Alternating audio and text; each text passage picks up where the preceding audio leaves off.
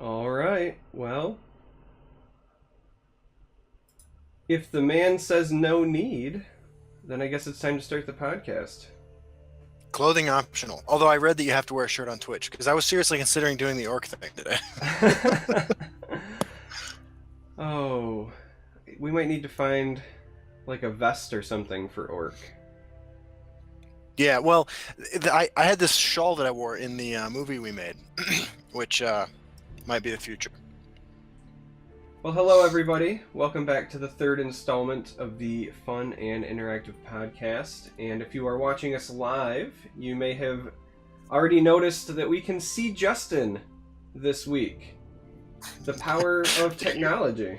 It's a huge upgrade, I know. I mean, it immediately makes all of this significantly better. Improves the eye candy.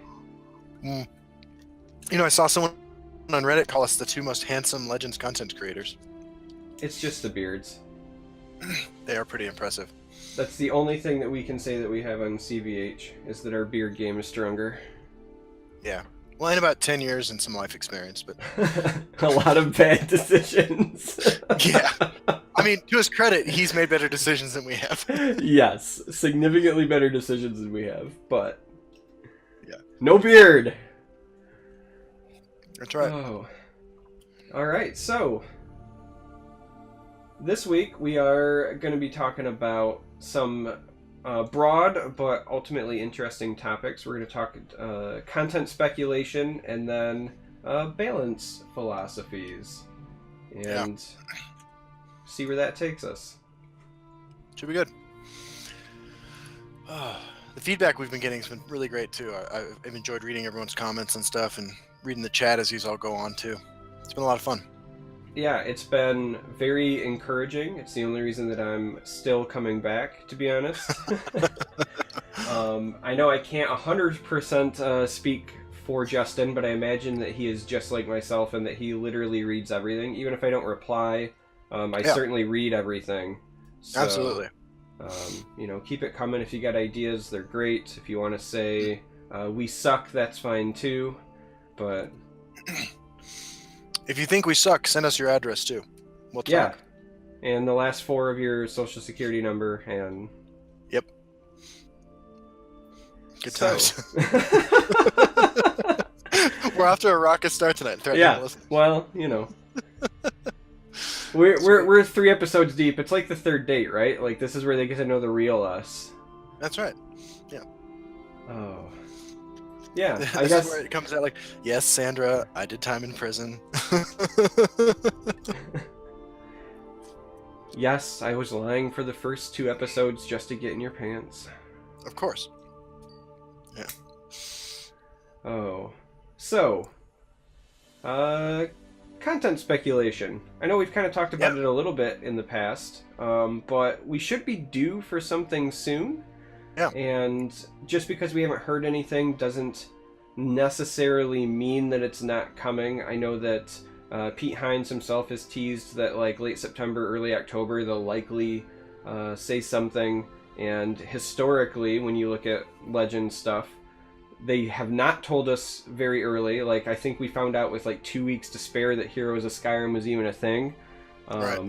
You know, us content creators, we typically get a little bit of a nod ahead of time, but it's not much. I think people might suspect that we get a much bigger like lead time, and we do not. So it's like 24 hours. Yeah, like or less. Yeah. But like they keep it very close to the vest, so the fact that we haven't heard anything is not a shock to me. But the timing is right. You know, again, we had Madhouse and Chaos Arena in December. And then we had Fall of the Dark Brotherhood in March, Heroes of Skyrim end of June, and now we are, you know, in September, coming up towards the middle/end of that, so I would expect to at least hear something soon. Yeah, I agree, and I'm excited. I'm hoping for a smaller thing, you know, but what do you think we're going to get, man? I mean, I think, right, so like if I was a betting man, if I was designing the line at Vegas, the safe play or the safe prediction would be a Fall of the Dark Brotherhood style expansion that was story based and based on Dawn Guard. I agree. I totally agree with all that. I think it's the next logical step, and I think that vampires are noticeably absent from Skyrim. And I think that we can even take the reward for the month card, the card of the month reward from last month, as sort of a hint at vampires on the horizon. Yeah, I think that that's legit.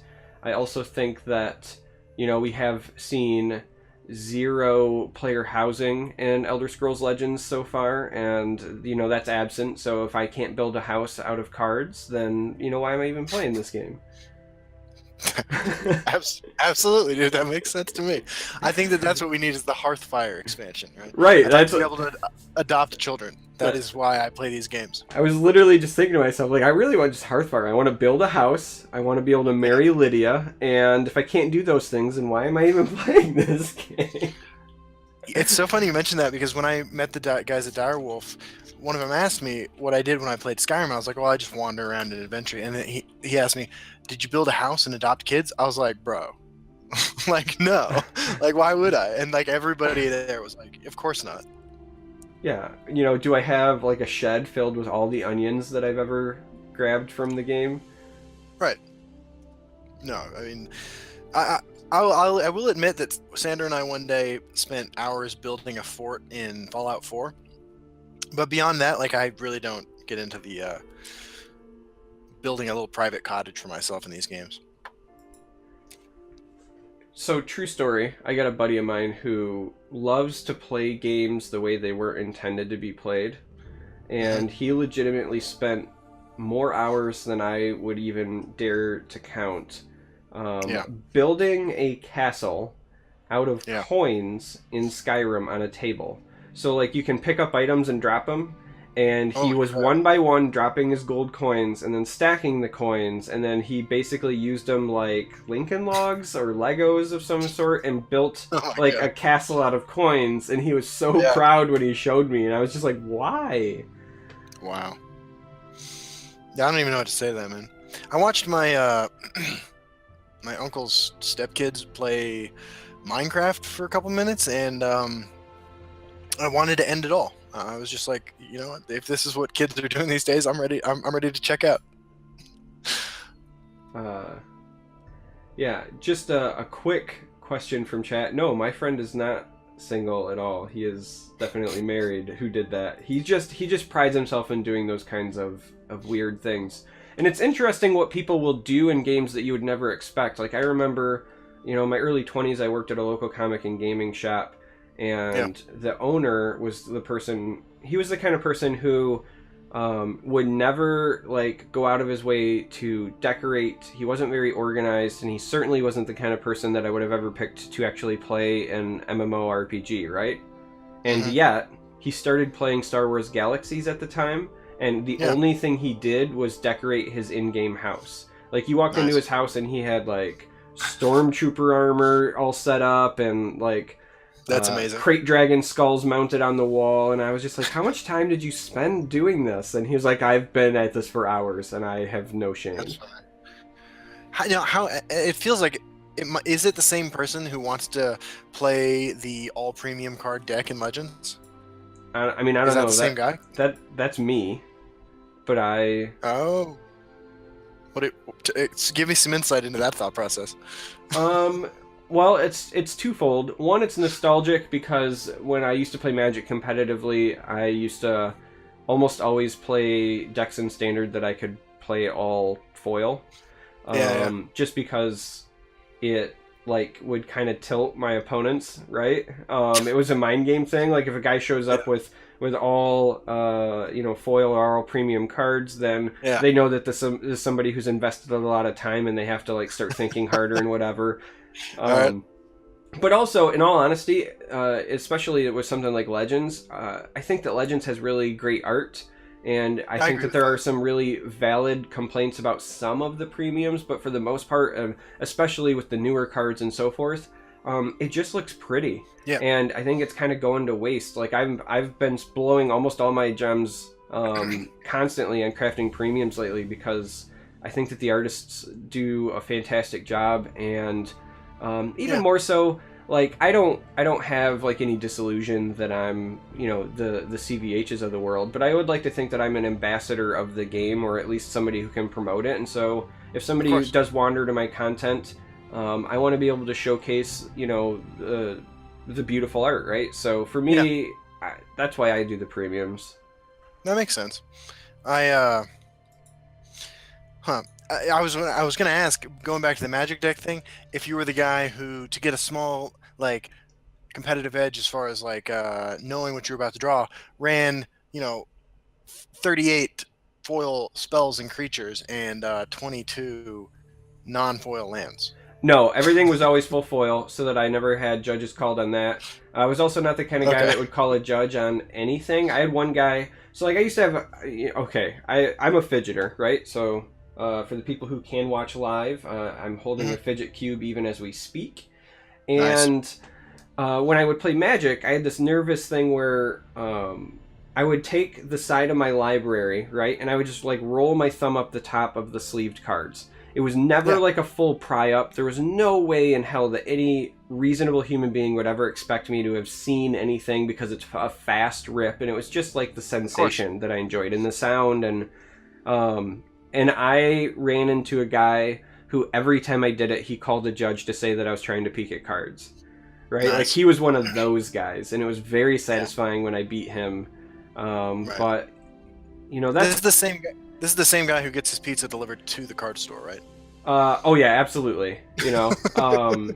I will say this: I miss one of the things I miss about like Magic tournaments in general was, for the Yeah. most part, there were those guys, but for the most part, everybody was very kind and like Yeah. sportsmanlike in person. And even if you just lost horribly, like you could Yeah. talk amicably after the game. I do miss those interactions. Yeah. But I I agree. don't miss what I really enjoy in terms of like digital card games is not having to Yeah. call a judge, Yeah. because there is nothing more tilting. Like if you think you tilt playing a digital card game, wait till you tilt because a judge just ruled against you, and you know that they got the rules wrong, like flat out no. Yeah. Or like I watched a buddy of mine who somebody called a judge over, and his opponent had asked if an elephant token, this was back during Odyssey Black, if an elephant token counted as a permanent, Yeah. and the judge said no, and my buddy Nice. about flipped a table. I swear to God. So Yeah. I love that about digital card games, that you don't have to worry about calling a judge. When I was in prison, we had bunches of copies of the rules floating around, but I remember one time playing Magic with this dude, and he played Mirror Battlesphere, and it attacks, and if you tap like a certain number of mirror, it does a certain amount of damage. Like it says, when Mirror Battlesphere attacks, you may tap X mirror. If you do, it does X damage or whatever. Yeah. And he was but it's not X. It's a number. It's like 4, let's say. Dude attacked with his Mirror Battlesphere and tapped 4 mirror, triggered the effect, and then did it again with 4 other mirror. And I was like, bro, you can't do that. And he's like, why not? I was like, well, it triggers once when he attacks. And I was trying to explain how the rules worked, and then I began to get the sneaking suspicion that this dude was seriously considering attacking me physically. And I realized that at that point that, first of all, if you can't call a judge obviously in prison, but even if I went and consulted the rules, like this was not going to end well in my favor. So you Yeah. know what I did? I just lost that game. Yeah, it turns out subsection B, section 42, Right. rules in Magic state, guy with knife wins all judge calls, right? Like, Mhm. Yeah, I didn't want to gain shadow. yeah, you didn't want to be exiled. Yeah, that was what's going to happen. So, about the content that we want to see in the future, right? So we both kind of agree that we want to see a smaller expansion, something smaller than Skyrim, probably not pack based then, right? Did you like the Follow the Dark Brotherhood story, the missions, the different wings, or are you thinking something more like Madhouse style, where you buy the whole thing in one fell swoop? So, all right, so this is gonna sound weird, but I kind of hope it's a hybrid. Some people, and listen, I loved the story stuff, and I don't think there's any reason that anybody should want to skip it. But there Yeah. were some people that voiced complaints, and the truth is I honestly can't come up with like a legitimate reason to not just Yeah. do it. But there were some people who were like, hey, I paid for the stuff, why do I have to complete the missions to get like the cards? um Mhm. and I guess, right, like I don't I see have what you're a saying. I mean I don't have like a valid answer, so I guess in part I almost hope like it's like Madhouse, where like once you've purchased it the cards are available and then you can do the story Yeah. stuff for fun. I'll certainly Yeah. still do the story stuff. Of course. Now, what's interesting to me is, on the one hand, my first instinct is like I want them to do like more crazy rules this time around, or more Yeah. interesting scenarios. Yeah. However, my initial reaction to that is, well, but I only want them to do it in master difficulty, Yeah. because new players. Now, this gets solved, in my opinion, if the cards are unlocked, right? But if, Mhm. let's say, the cards are still gated and you have to beat it on normal first, Yeah. new players have to have a shot with like subpar collections to be able to handle it. So you can't go too crazy with like the normal mode. But if Yeah. either the cards are already unlocked or you were talking master difficulty only, Mhm. I would like to see some stuff where you like really have to tailor a deck to it, Yeah. and because I just I hear enjoy what you're saying. puzzles, you know. Yeah, I agree, and it's a cool opportunity to play cards that you wouldn't necessarily play. I think I beat almost every single mission on the not the master difficulty, on the regular difficulty of Fall of the Dark Brotherhood with the same deck. I just mid-range crusader through the whole thing. Um, I have an idea though. Let me run this past you. You lay down your gold or your cash, you get the cards, and then you have story mode with these missions that are a little challenging. You beat the missions, you get premium versions of the cards. What do you think? Um, I think that, I mean, I could get behind that, but you would either have to increase the cost, right? Mm. One, because you're going to be getting the premiums, and two, like, let's be honest, at some point we have to consider what I'll call the price of drop inflation. No, Um, I was thinking about that too. I wanted to talk about that as well. but also, as an alternative, so one of the things, I know that you haven't been playing it, right? But I've picked it back up again since the last big, like, weird rebalance patch, right? One of the things that Gwent recently did is they introduced, like, this new currency, right? So they've got ore, which is like their version of gold. They have scraps, which is like their version of soul gems. But then they Yeah. introduced meteorite powder, and that is specifically for you take regular cards in your Right. collection Right. and then you upgrade it to premium. Yeah. So if we don't have a third type of currency that's meant just for strictly upgrading, it would be kind of cool if maybe after you beat it on master or you do whatever, right? Like you were talking about, instead of Yeah. just like you get the premiums, maybe it's like it's a gold sink, maybe to combat Okay. that inflation. So it's like, okay, you've beaten this. Now you have access to getting the premiums if you drop like another 2,000 gold for this wing, or whatever it is. I like it. Drives down that inflation a little bit, gives some people something else to push through. Hmm. I think that could be a route. Yeah. No, I think that's a cool idea. And I wanted to go back to what you said about gold inflation. I mean, that's a really interesting thing that I was thinking about too, because I'm interested in the long-term health of the game, and I don't want. I mean, it seems to me like it's a losing proposition if everybody who plays can pay gold for the expansion, right? I have to assume that because of the thousands of man hours that are put into making the expansion, they're gonna have to get some cash for it. Yeah. So I'm wondering, like, what do you think like a fair cost is these days? I mean, are we paying 50,000 rubles for a loaf of bread here? Like, are we, like, what do you think we should do with the gold situation? So honestly, I think that it should be addressed in a different way. I think that having the expansion still be purchasable with gold is fine. I like having a low barrier of entry for people getting the cards, because keeping that minimum like entry is enough to keep people engaged, and you don't want to have people feel like they are locked out behind a paywall. I just really want them to ramp up the cosmetic side of things and have that just be like your strict real money, right? They've kind of dabbled with it with some of the alternate art thing. Like, look, I'll be the first to admit it. When I played Magic, I was a sucker for alternate art. Like, you give me like the textless premium alternate art Magic cards, and I was that dude who was paying ridiculous amounts for them back when I played. It's one of the reasons I got out, right? But you give me alternate art, you give me alternate avatars, right? Like, you give me an animated avatar. right? So Yeah. not just a Khajiit, but give me like a Khajiit that's like doing something cool Right. there. You give me like alternate emotes. Like I love the Eternal system where you can pick your emotes and assign them on the wheel. I agree. So maybe you unlock that feature behind a paywall, or maybe they introduce that feature, but certain emotes are behind a paywall. Yeah. Yeah. Like I think that there are a lot of cosmetic things that they can do. Again, custom game boards that would only show up for you, right? But it would I be like that. um, uh, something that I really think that that's where you would potentially monetize. Because, like, let's be honest, with the mobile, not that this is only a mobile game, right? But like with the mobile like pay model, most of your Hmm. money comes from what they call whales anyway. And so those Right. are the people that are gonna just drop a bunch of money. Let's be honest, it's probably gonna be me.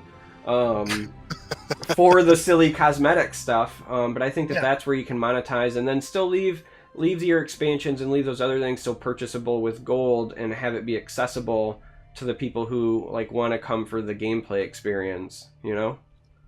I totally agree, man.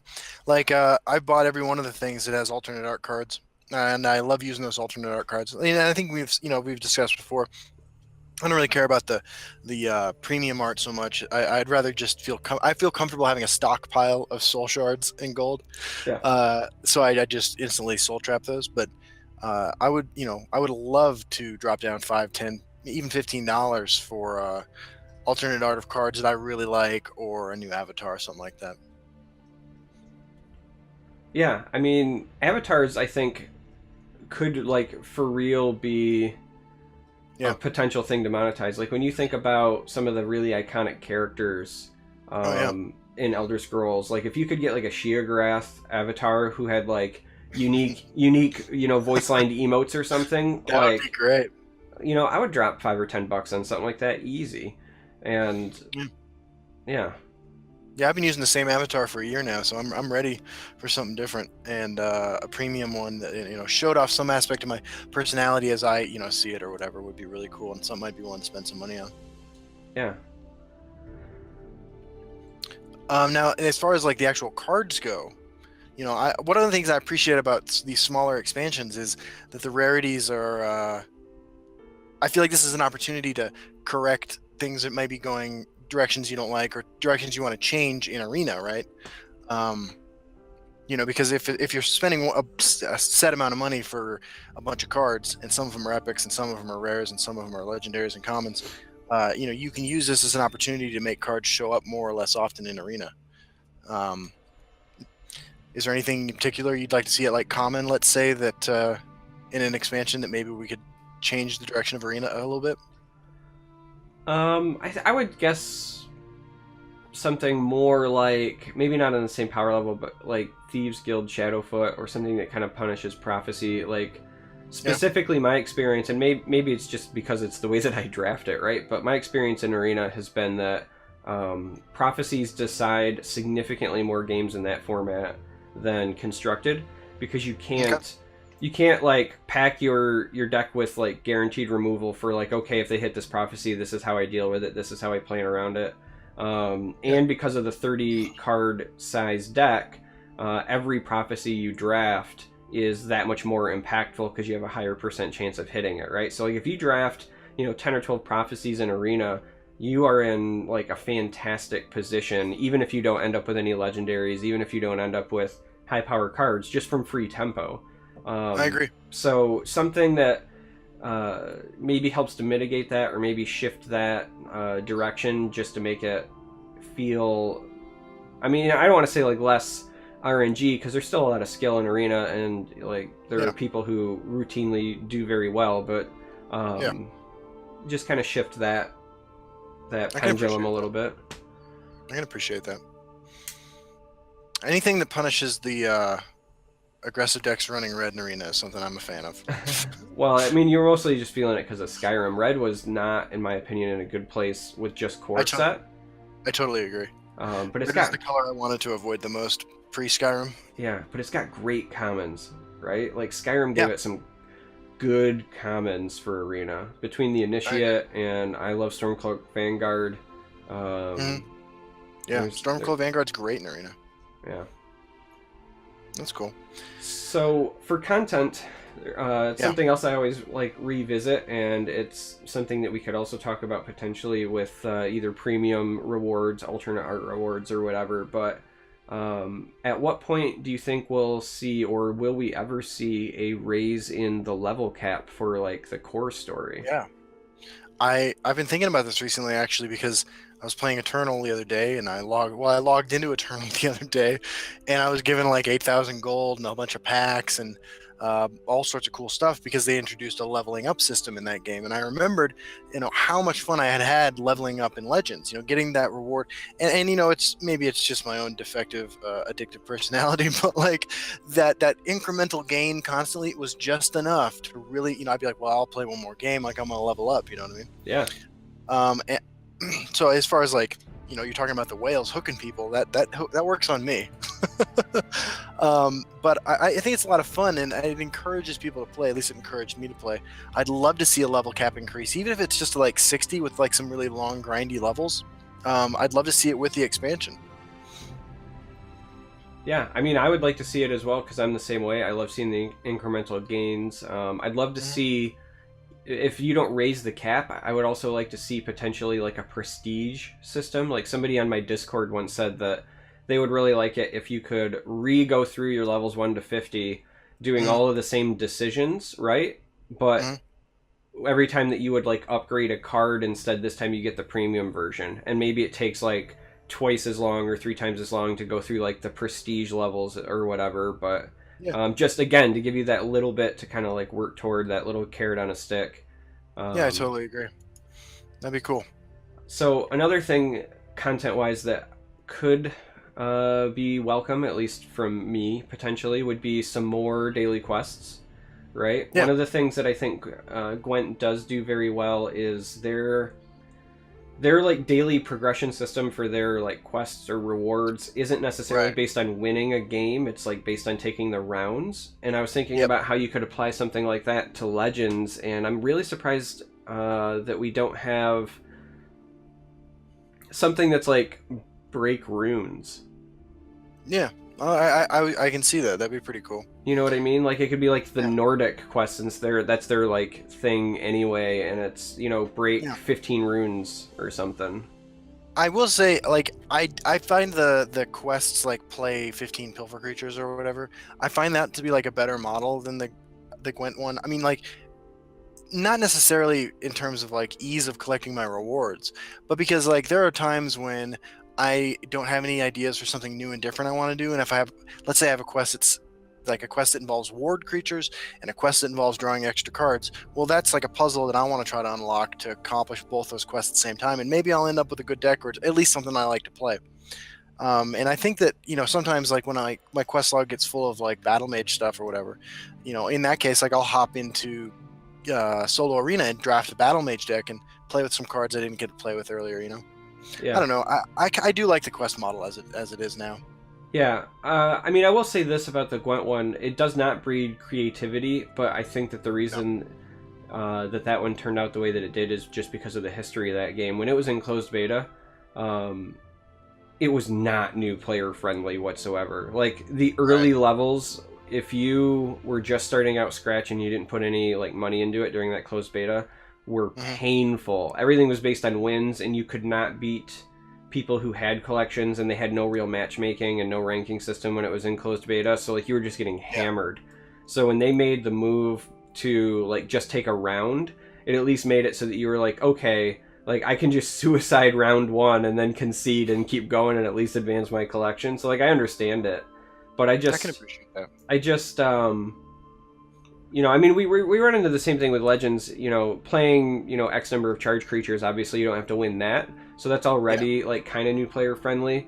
But the only Yeah. reason that made me think about the runes one is because that one's not collection specific either, That's true. right? That's Like, if I don't have a bunch of pilfer creatures, or maybe I do, but they're just either subpar, or it's even just like not even my style of play. Like, let's say, that's like one thing, but like runes is universal and it's already a core part of the game.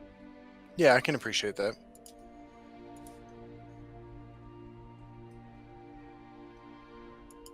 So I know we were talking about it a little bit before, but player housing. You want to see that in the content expansion? Absolutely. So here's my thought on this. Right?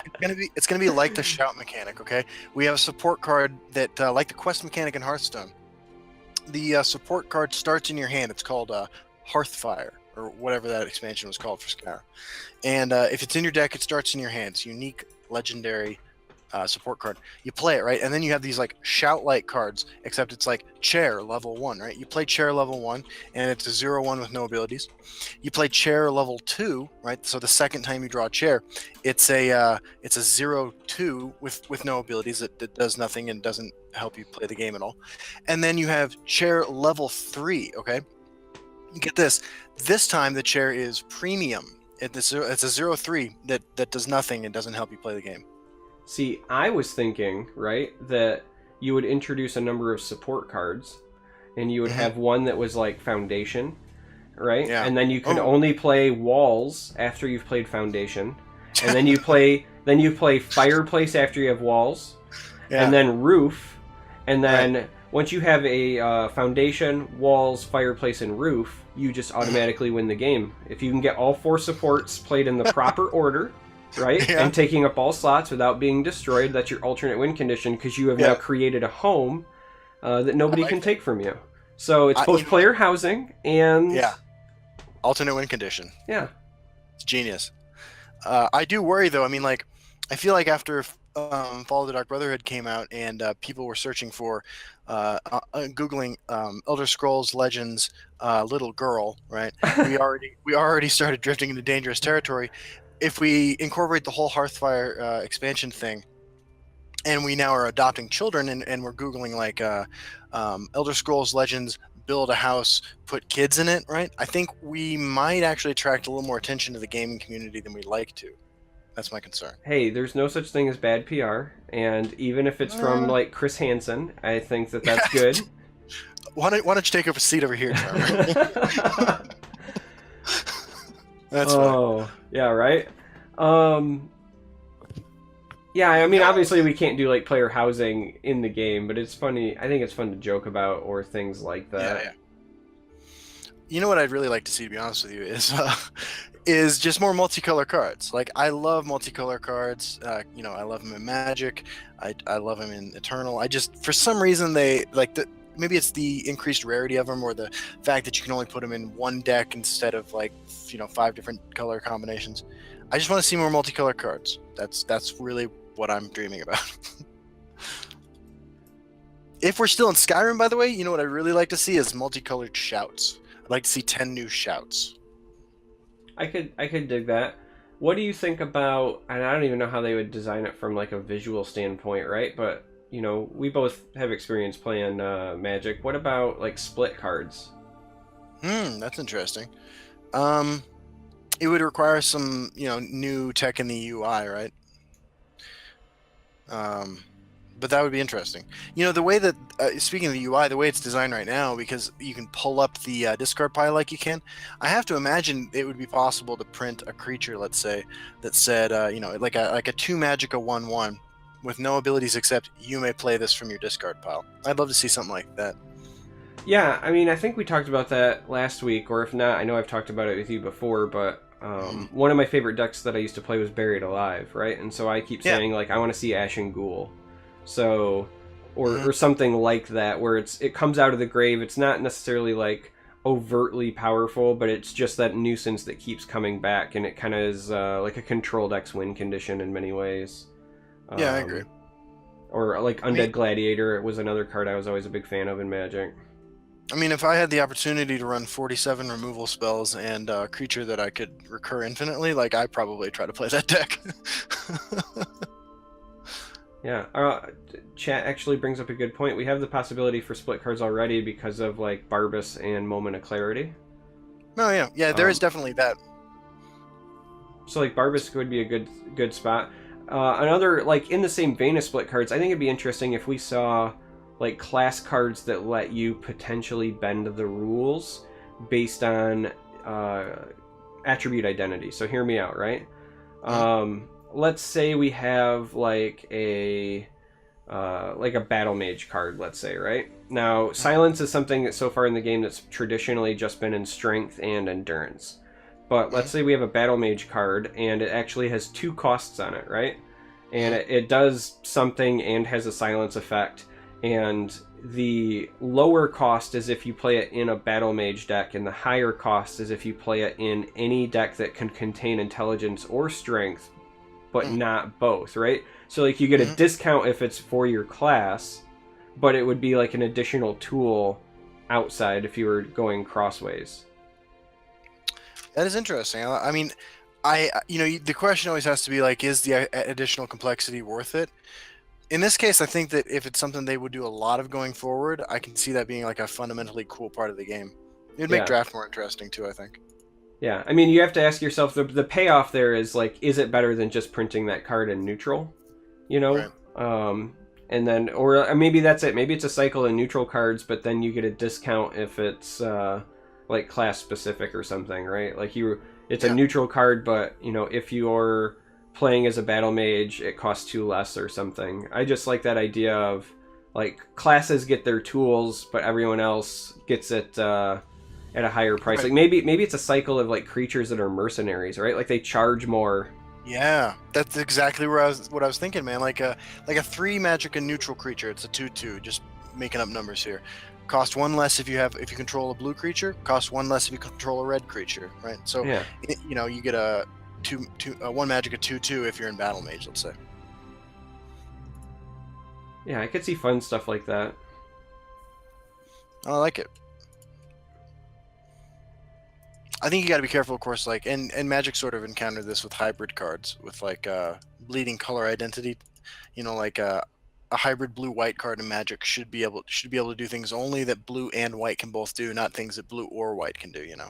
Should be, but then I chose blue-white specifically because there's a couple of the worst defenders in that color combination. Yeah, no, they're pretty bad. Like I honestly felt like the color in Magic that always stayed truest to their identity was always black. Like black just couldn't blow up enchantments to save its life, and it, it had some things that it like just couldn't do. Blue-white can do whatever it wants. Like they are easily the worst. Yeah. All right, man. So small expansion. Cards that introduce new elements to Arena, story mode that you can play for additional benefit. I like what we come up with here. This is some pretty cool stuff. I'm just gonna say again, I've been saying this since the Skyrim expansion was released. I really, really, really, really want some dual colored shouts. That's it. That's the end of my wish list. What would you feel about like a neutral shout? I mean, I dig it, but like I feel like the problem with neutral cards is like if it's good enough to be run, like you might run it in every deck, and I would prefer that the meta be as diverse as possible. Like when all those creatures had 3 toughness instead of 2, like weren't we all running Crushing Blow? You know what I mean? Yeah. Like I remember saying for a long time that Crushing Blow is the best card in the game. And I mean, it wasn't, but like it was good enough to be in every deck, I think, for a while. I mean, I ran it in Spellsword tokens, like right out of open beta, just because one, Spellsword tokens had no reach, but 2, like it was mandatory to deal with werebats at the time. Yeah, exactly. I don't really want to have that kind of thing happen. I mean, I guess I believe that neutral cards are probably the hardest to design, right? I mean, you have Dwemer as like a tribal thing, and you keep that in check by just never printing Dwemer that are good enough for constructed. Yeah. But I don't know. I'm hesitant on the neutral shout because I feel like you'd either make something pretty awful that would be, just a Timmy Johnny type thing, or something that's so good it's in every deck, and I want to avoid that if possible. See, I already know what the answer for me would be, right? But you said that you think neutral cards are the hardest to design, and I would 100% agree with that. So my question to you would be, what do you think is the best designed neutral card so far? That's a good question. I got a couple, if you don't mind me just naming a couple. How dare you? I know. Well, speaking of breaking the rules a little bit, I think Orb of Ermina and Altar of Despair are perfect. I think those Yeah. are perfect cards. Actually, Alter. I'd like Ultra to cost less, but that's Yeah. just a personal preference. No, Ultra to me was absolutely, in my opinion, like the best of the designed ones because it's the sort of thing that Yeah, um, it's not good enough that it's played in every archetype, but it right. definitely excels when you do play it and build around it. Yeah, And each class, for the most part, kind of feels different when you do play Ultra decks, right? They have different right, outcomes.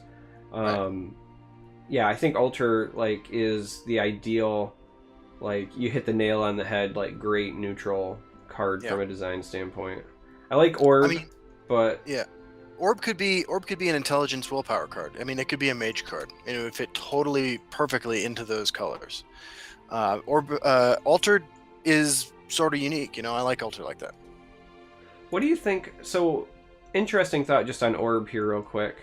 Um, One of the things that has kept like ramp spellsword slash control spellsword down when compared to like scout and even the more recent like rage warrior ramp variants is that it Yeah. doesn't have the card draw, like specifically Right. scout. Like scout just outdraws Right. spellsword in its Yeah. sleep. Yeah.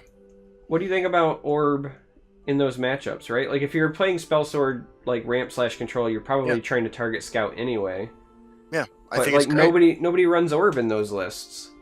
A lot of the scout decks don't run the full 3 Shadowfen Priest anymore either, which is kind of like why you would avoid running Orb against purple decks. But Orb's great. I mean, I used to run Orb in mid-range Crusader to beat back when Control Mage was all over the place, to beat Control Mage. Orb's great. I think it's a pretty underplayed card, but I don't think this meta is particularly friendly to it. No, no, not anymore. Yeah, like in Beginning certain of the month, situations, maybe. yeah, in certain situations, I think you can put it in. Certain metas, I think you can put it in a lot of decks and get quite a bit of benefit from it. It's definitely a mirror breaker type card, right? Like Control Mage versus Control Mage. Like, oops, I drew my Orb of Ermina and played it on turn 5. Like, looks like I'm going to win. Yeah.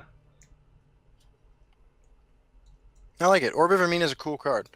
And a card that reminds me of it that I wish I had more opportunities to play is Rift and Pickpocket, choosing the card for my opponent's deck is a lot of fun. And given the types of decks I usually play, the cards in my opponent's deck are usually better than the ones I'm running. So, I mean, I'll take every chance I get to win. So we've kind of almost unofficially shifted because our second topic was going to be like balance philosophies anyway. But before we take Yeah. the official shift, I guess the Yeah. last question that I would pose would be, regarding new content. Do you think that it's necessary to print cards that counter specific archetypes or not? And, if so, are there certain ones that you would want to see, right? Like, do you think that instead you should just print, like, cards that facilitate new archetypes to work? Or do you think that there should be cards that counter specific archetypes or a mix of both, right? Because I think those are different ends of balance philosophy, but they also relate to like new content, so I think that's a good bridge question. That is a good question. I mean, and it sort of segues perfectly into one of the biggest balance questions of all time, right? Which is like, well, let me rephrase this because I don't want to be too hyperbolic here. I think that hate cards in Magic are a wonderful thing in moderation because there's the sideboard, right? In the event that like you find like let's say there's Circle of Protection Scout, like a support card printed that lets you activate it to neutralize a scout card, right? Because there's no sideboard in this game and it's one game win unless you're in a tournament when you're on the ladder, I mean though. In the event that that card ever becomes good enough to ever be played on the ladder, like your game is totally broken. Now you can have niche kind of cards, like for instance, Earthbone Spinner is amazing against, in my opinion, is an amazing card to run in a meta full of, let's say, Breton Conjurer, right? And if Breton Conjurer is in a lot of decks that people are playing, Earthbone Spinner is a reasonable card to run already, but if that's what the meta is, you want to run the full 3 Earthbone Spinners. So I think that and I'm sure it's incredibly difficult to do this, the catch is making sure that there are these safety valve cards, right? Like so that Earthbone Spinner exists so that like you can counter a potential Breton Conjurer meta.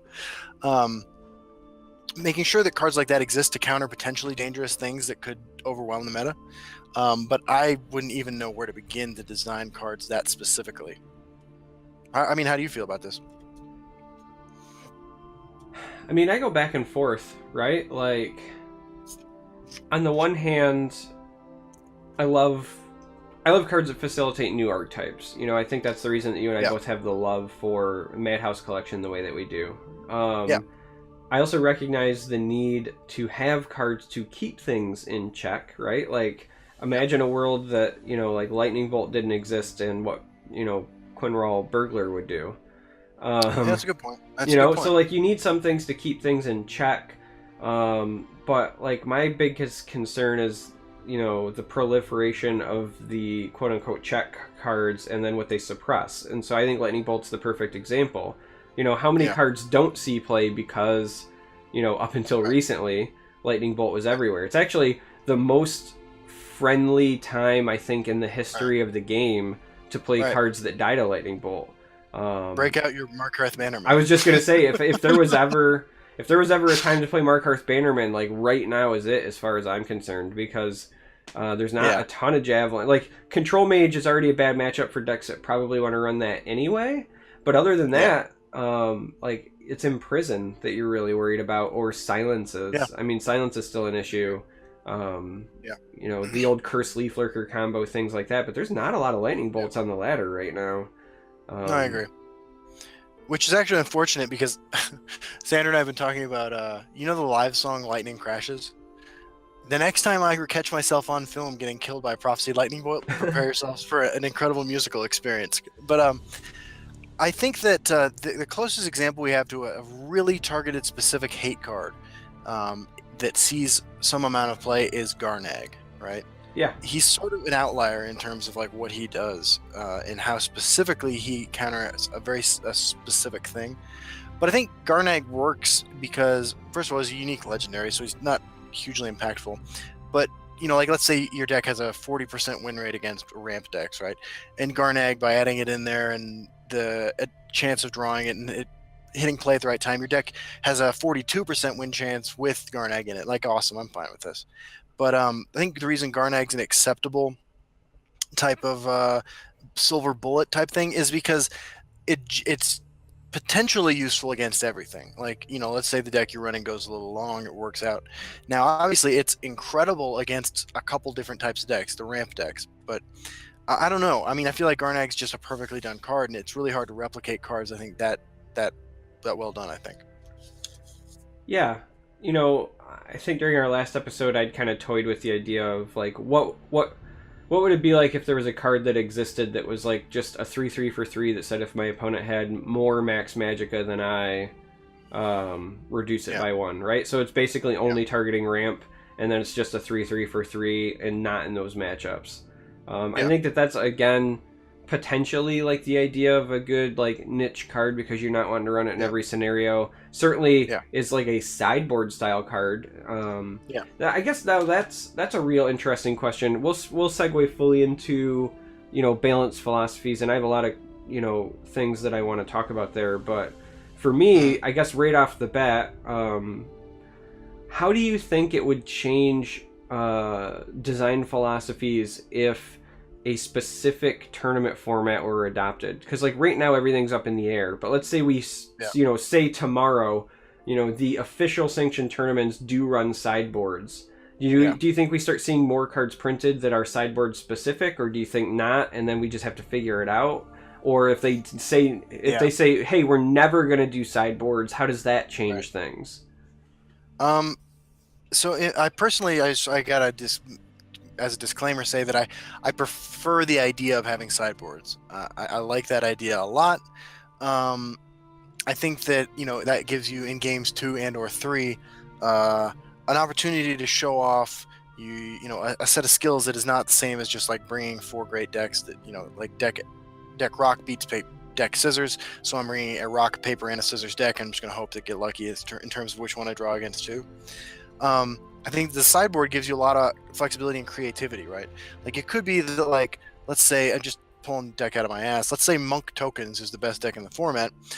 In a tournament setting where you have this option for sideboards, all of a sudden, like, you have this incredible opportunity to play all sorts of really cool cards that show that you have a little bit of deck building skill, and it gives you some opportunity to be creative. I totally support sideboards as a tournament format. I think it would also do a good job of attracting more Magic players and differentiating the potential competitive scene from the Hearthstone one. So let's see. It's interesting you say that because I'll play the devil's advocate, right? I think that there are a lot of potential cons with the sideboard format, right? So the first thing that jumps out to me, at least right now, and this is why I asked the question, right now, you can tell that there's not cards that are designed with sideboards in mind. And I think that in most, and not every case, right, but in most of the sideboard tournaments I've seen, there's been a very high number of mages played. I'm not saying that's the right path. I'm not saying that it's the only class. I'm just saying that it's easily the most flexible of classes, and as such, it's very popular because of this like design philosophy and design choice when it comes to balance, right? So to me, unless they made a change and they printed more sideboard targeted or specific cards, it might make the tournament experience, both playing in and viewing, not as fun because you're going to be staring at the same things over and over again. Now, there is going to be fun in terms of like, okay, if I'm playing mage and my opponent's playing mage, is he going to sideboard in the aggressive package or the control package? And there's that like mental joust, if you will.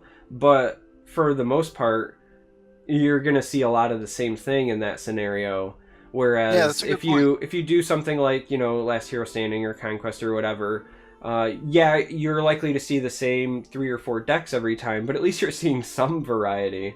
The other thing that I would say is a potential con is exactly what you alluded to before we made the official transition, which is, you know, heavens help us if we ever have like Circle of Protection, Scout.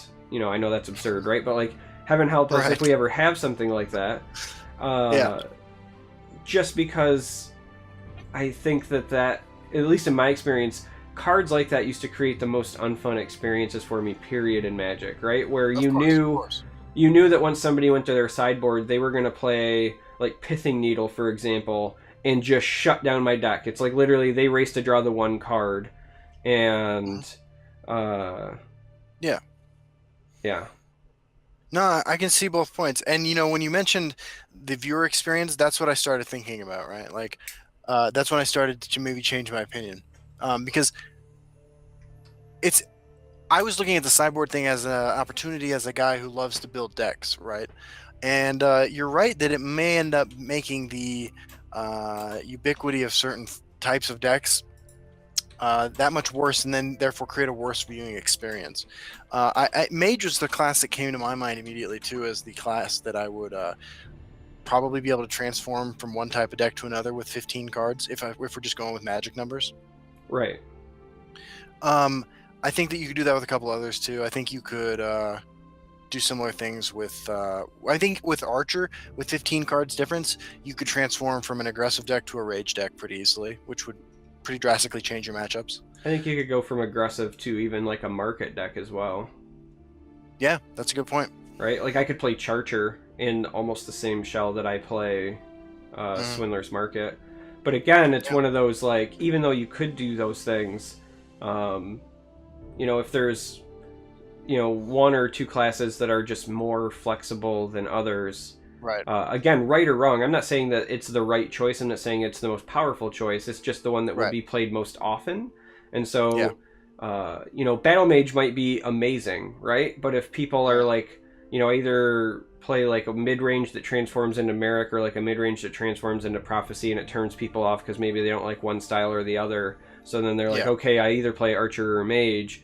You know, Battle Mage might be the best deck to choose. It might be the strongest deck to choose, but you're still going to have like 70% of the fields playing the same decks. And so it's that, you know, that, again, viewer experience and potentially participation experience that is on the line if they don't have more sideboard targeted cards. So again, that's kind of why I asked the question, right? Like, from a design standpoint, you know, how much does it change things once we have like officially sanctioned tournament Right. formats, because we don't have that right now. Everything's kind of in the air. That's a good point. I will say that I believe the future of the competitive scene involves something that does not involve sideboards. And I don't want sideboard type cards, specifically targeted hate cards, to be printed. That's not what I want. I just enjoy deck building and the creativity that a sideboard potentially represents, but I understand that I'm sort of in the minority there. I mean, I love it too. It used to be one of my favorite things. Like Yeah. back in Standard, when Mirrodin was first Standard, and it was before all of the Affinity nerfs. I went to a regionals tournament and I was like, you know what? I want to play something not Affinity that just hammers Affinity and has like a 50-50 shot at everything else. So I was playing 12 Post Tooth and Nail before like that was the broken deck. So like I was playing the next broken deck before it, and my sideboard was legitimately just like 15 artifact hate cards. Right? So against Affinity, I would lose round 1 and guarantee like win rounds 2 and 3, and against everything else, it was a race to get my combo off. And I just enjoyed that, because like that was... I understand, dude. I understand. All right. Design philosophy is an interesting topic, man. You know, I think one of the things we mentioned when we were talking about this was the balanced changes and stuff like that is buffing cards. I was curious how you wanted to get into that discussion. Well, I mean, I think that it pairs naturally with the idea of power creep, right? Like on the one hand, nerfs are never fun. Nobody likes their favorite card to get the nerf hammer, you know, right? The nerf bat. So, you know, one of the things commonly talked about is like, okay, well, why is it always got to be nerfs? Why can't we buff some underplay cards? But you know, how does that affect power creep in many ways? I don't know. Like, there are plenty of cards that did get buffs and immediately went from, you know, almost never saw to, I'm not going to say like ubiquitous, but they're certainly seen far more frequently. Like, I think Immortal Gatekeeper, what a night and day difference just giving that card Prophecy did, you know? That is the poster child for that effect. Yeah, I'm a big fan of, well, I think we've discussed in the past, like, I'm a big fan of, like, constant, like, regular balance changes, not necessarily to balance anything so much as just to change the balance of things as they currently are. But, like, I think, you know, this leads to something we were talking about, which is the necessity of bad cards, right? Like, does Gerald Forager need to exist, right? If Gerald Forager had a last gasp ability, like, anything, right? Like any last gasp ability at all, even if it's last gasp emote, would that change anything? Like, are cards like that necessary? I mean, that's one of the, I think, most polarizing design topics about digital card games, period. And I always find it interesting because I can truly see both sides of the coin. But like, I personally err on the idea of, one, yes, there has to be bad cards, and two, it's inevitable because it's impossible to have everything be equally balanced. At some point, if you have enough of a player base and enough people passionate enough about the game, people will find whatever has that 2% better chance to win, and that will just become the meta, right? Like, I think that's unavoidable. But also, you know, when it comes to bad cards, there are things that I think people oftentimes don't take into account, like, you know, how often does something show up in Arena? You and I talked about this before the podcast, but how often does it affect the balance of other cards? You know, we live in an age where, especially with digital card games, there are randomized effects. And so cards like Merrick are in many ways almost balanced because Maple Shield exists. I'm not saying that like that balance is Merrick, but there's that idea of like, you know, it's in the pool, and so it's not like a guaranteed Merrick is going to give you Dwarven armaments every time. So I mean, like, it does if you're playing against me, but I see your point. Like, bad cards have to exist for like a couple of different reasons, but you know, there's also manpower, right? If you were really going to be revisiting every card that you've ever printed, like every time, because it's just not represented enough, you know, percentage wise, and you're still planning on printing new cards, but you're always revisiting, like, I can't imagine the amount of work and time that would go into that. Like, I don't want my developers working on that, you know? That's true. That's a good point. So, to me, I think that like bad cards are a necessity and, like I said, an inevitability. Now I understand the Hmm. people who say things like, "Why do we have to have bad cards? It's a digital card game. We can always update things." And Hmm. I mean, they're right. That's like one of the benefits of the medium. But it's what do you want your time spent on? Like, I'd rather have it spent on like new and fresh content, and just understanding that there will always be bad cards. Like, no matter how good something is, there will always likely be something better. And if there isn't, then that's the card that's getting played. Like, period. Like, that's just the nature of the beast. Yeah, I agree with you. Um, I, my preference for rebalancing everything all the time aside, I think that I'm sorry, I'm having trouble with my internet. Give me 1 second. Yeah, I noticed. It's okay. I just assumed you were Okay. being hit with Hurricane Sandra. Ha ha ha ha ha. I will say though that the Hurricane Sandy joke gets thrown around here a lot. I would believe it. Okay, I think we're better now. Okay, so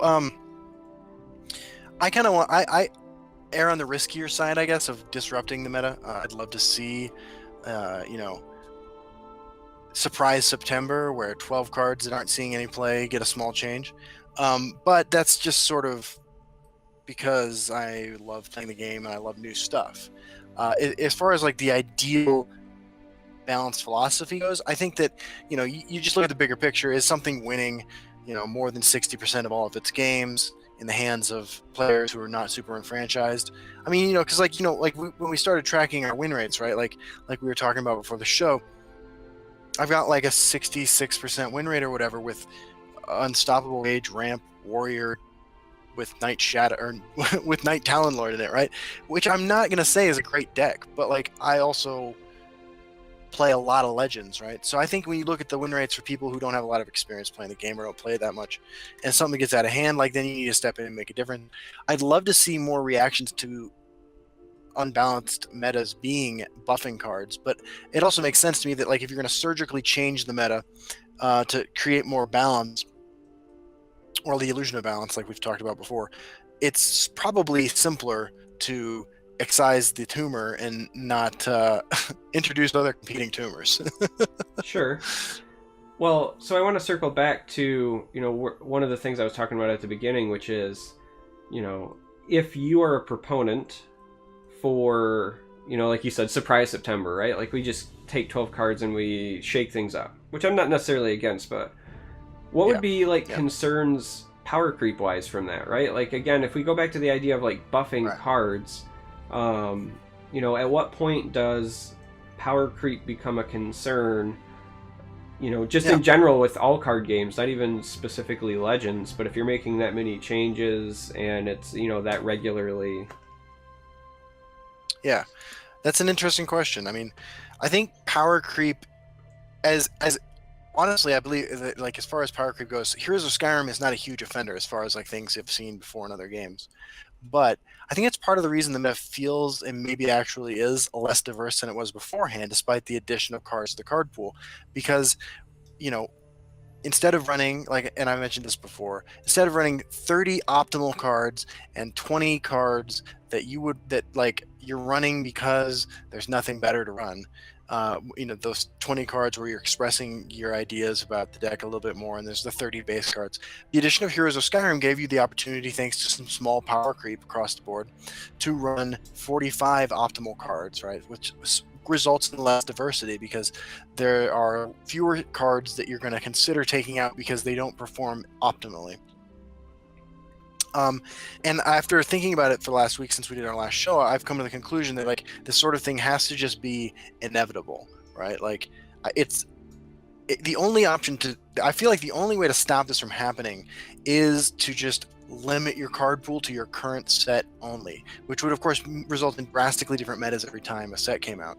Um, like as a standards of Season of Magic progresses, for instance, the decks become more refined, and I think diversity drops because you can run the optimal number of cards all the time. This is why Legacy and Magic and Vintage and Magic are like two decks that you really should be playing, like workshops and mentor decks, and then like 12 decks that are full of that tier 2 type stuff that people play because they're having fun.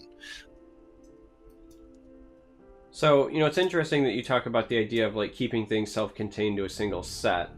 And, the standard rotation for Magic for, many, many years was, whatever the core set was, and then, X number of expansions. Um, how would you feel if Legends adopted something like that, where like every year you had a core set and it might Mhm. contain, for those of you who aren't familiar, Magic's core set would contain either stuff from the original core of Magic, but every year when they like redid that year's version of core set, they would sometimes include stuff from other sets or just print brand new things, right? So Yeah. like year 2 of Legends core set, for example, might contain like half of the cards from the original core set, some handpicked stuff maybe from like Skyrim or Dark Brotherhood, and then maybe like, the last 25% are just all brand new. But Yeah. like there would be like a core set for each year, and then we would maybe get like one or two, story expansions and maybe like one Skyrim sized, and then like that's just your yearly rotation. Would you be in favor of something like that because enough of your cards would potentially roll over from previous stuff that you think it would keep? Because I know a lot of players, they have that sunk cost fallacy concern where they're like, I don't want to Right. invest in a game if I can't keep using my cards. Right. And whether that's like real or sunk cost fallacy or not, it doesn't matter. Like that's people's perception, so you have to take that into account. Do you Right. think that that would still be like doable? Would you be okay with that and keeping things like Yeah. contained? I think optimally, whenever like the card pool reaches whatever bloated size they decide is enough, and I don't have data or the experience to know when that is.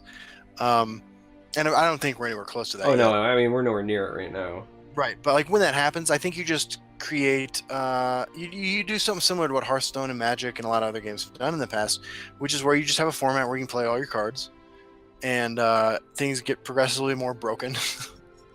But like that's the appeal. And then you have the current stuff, and that would be the place where you're playing the 30 optimal cards and the 20 suboptimal cards, and you're going to have a much more diverse meta potentially as a result. I understand that it's more complicated than that, but that's honestly what the conclusion I've drawn is that you increased size of card pool results in decreased diversity.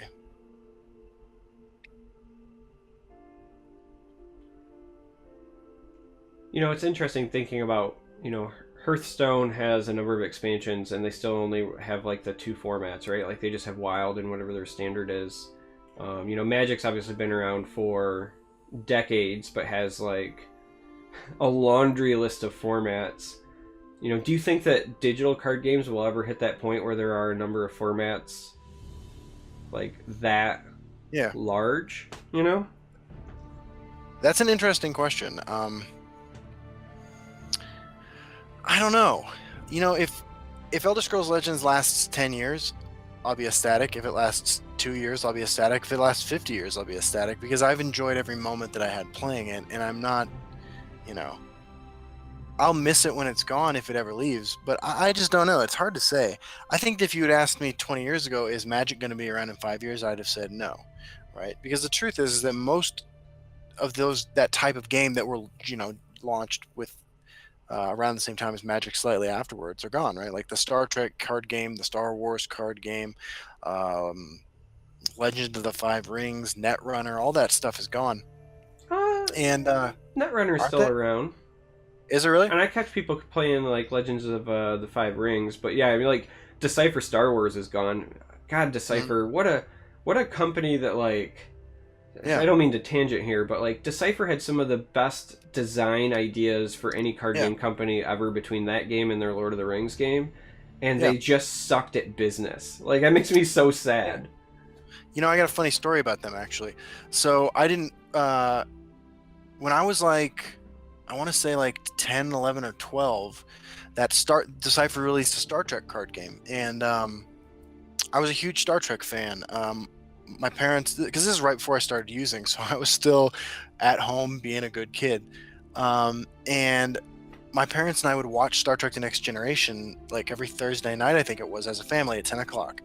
And so when the Star Trek game came out, they bought me some cards, and their website then offered a competition where, like, if you wrote something and they thought it was interesting, they put it on their website and then send you a box of cards, right?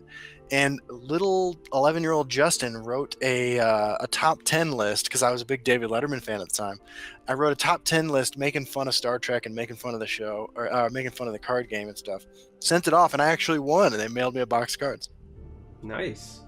Yeah. I so I have like two things that always stand out to me about Decipher just in general. One, back when like Decipher Star Wars was a big thing and Jedi Yeah. training and like that's the game that taught me how to count cards, was playing Jedi training decks. Oh, yeah. Because it was like integral to actually doing it properly. So like I learned how to count cards like in a Yeah. deck and whatever because of that. But I remember I had a buddy who legitimately flipped a table, like not metaphorically, but legitimately flipped a table because he was playing Jedi Training and I was playing this bounty hunter deck, and Mhm. he was playing like his meme version though, right? Instead of training Luke and trying to do the competitive thing, he was trying to Jedi train one of the unique Jawas, and he Okay. finally got it to work against me, right? He got Mhm. his Jawa, he came to hunt me down, and I used Jodo Cast to trap him and feed him to the Rancor, and he was so upset. Like, oh god, Wow. it's like the fiery rage. It was the first time he'd actually got it off. I thought we That's were going to funny. get a fist fight. But then the other thing that stands out, so like when I started to like really play card games like competitively, and Mhm. not even just like Magic, but just in general, like real true competition. Yeah. It was the Lord of the Rings Decipher card game. Like Okay. I traveled to Gen Con that year to like play in the World Championships, Oh, and wow. like I was really into it. And my group, there were four of us, got uh, playtest rights for the like Two Towers expansion stuff when that was coming out. So like they printed the Wow. first three sets, they were getting ready to do like the next three, and they were looking for playtesters. And that was some of the most fun that I'd ever had playing a card game, because at the time, like the internet was a thing, but it wasn't like super huge yet, right? Mhm. So like they would literally mail us updates, right? Like we would get these like basically like FedEx or UPS packages with like cards that we were supposed to cut out and put in sleeves. You know, they were Oh, just wow. text, and then we would play them, and then we'd give them feedback. And like every time they would come in the mail, it was like Christmas, right? Because changes would be there. Um, and that was some of the most fun that I'd ever had. And then they ignored all of our feedback. That sucks, dude. Yeah, right. Like we were like, "Hey, this Golem deck is gonna be broken as all shit. You should totally do something about it." And they got printed as is, and then they had That to sucks. errata it. But like seriously, that was like that. And then there was a tabletop game that I was a playtester for a while as well. WizKids used to make Mage Knight and then like Hero Clicks and whatever. And when they did the Mage Knight version where they were like, okay, it was a tabletop like versus system, but they wanted to make it into like a dungeon crawler with like heroes and levels. I got to Yeah. play test that as well, and it was the same thing. Like they would mail us stuff in the mail, and then we would like unpack them and play test and send stuff back. And I just miss that, like that idea of Yeah. like play testing, seeing something cool before everybody else did. Working through design stuff. I loved it. God, I'm glad that nobody at Direwolf listened to my playtest designs when I was in closed beta, because I'm pretty sure my first complaint was about how overpowered Portcullis was. Thank God they knew that I did not know what I was talking about. I will say,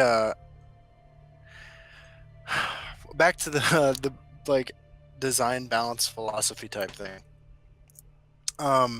There is, I think, a third option, and it may be just like maybe it's a false narrative that I've become entrenched with because I am so in love with the Madhouse collection, and it was the first expansion to Legends. But I feel like the Madhouse collection increased diversity, right? Mm-hmm. It expanded the card pool incredibly, like by an incredibly small amount.